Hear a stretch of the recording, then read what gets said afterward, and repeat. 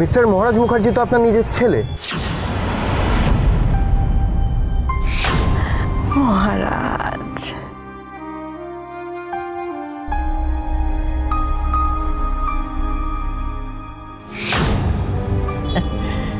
হ্যাঁ নিজেরই ছেলে, দুর্ভাগ্যবশত নিজেরই ছেলে।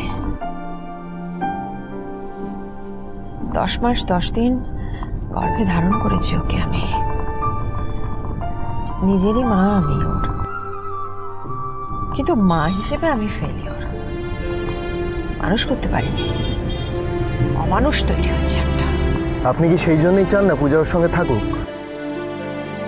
নাকি আপনার পূজার ওপর কোনো রাগ আছে আর সেই রাগ থেকেই আপনি? আমাকে এসব প্রশ্ন না করে নিজের মনকে প্রশ্ন করো, বোধহয় উত্তর পেয়ে যাবে। একবারও ভেবে দেখেছ কেন মহারাজ পূজাকে এত অপছন্দ করে, কেন ওর সাথে এত খারাপ ব্যবহার করে, কেন ও চায় না যে পূজা ওই বাড়িতে থাকুক, কেন ডিভোর্স পেপার দিয়েছে? প্রশ্ন করেছো নিজেকে কখনো? এইগুলো হচ্ছে আসল বাস্তব প্রশ্ন, এইগুলোর উত্তর খোঁজো। আর তোমার বন্ধুকে বোঝাও, ভালো করে বোঝাও, আর বাস্তবের মাটিতে পা রাখতে শেখাও। কি হলো ভাইয়া, পারবে না তোমার পূজাকে ভালো রাখতে?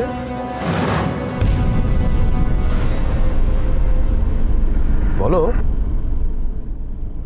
পারবো, পূজাকে আমি ভালো রাখবই, সে যেভাবেই হোক। কিন্তু এরা শুধু পূজার ভালোর জন্যই এত কিছু ভাবছে, নাকি ভেতরে অন্য কোনো গল্প আছে, সেটাও আমাকে জানতে হবে।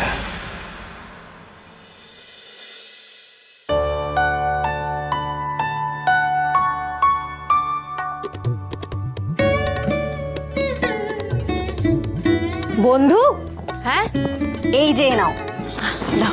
ঘরের লক্ষ্মী তো ঘরে ফিরে এসেছে, হ্যাঁ, কিন্তু তার বরের কি খবর?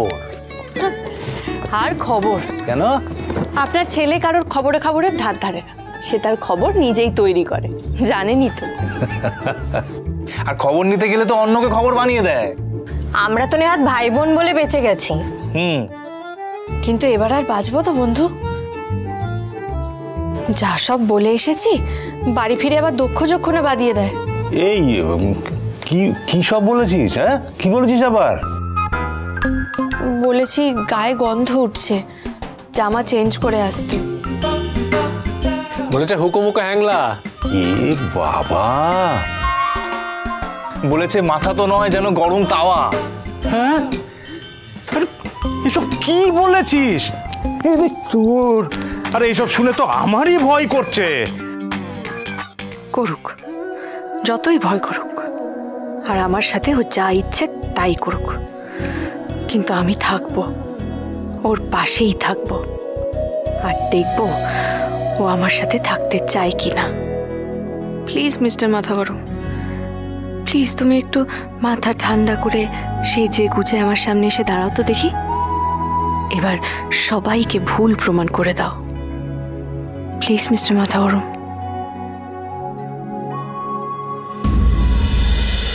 উড়ান সোম থেকে রবি প্রতিদিন রাত ৮টায় স্টার জলসায় ও ডিজনি প্লাস হটস্টারে।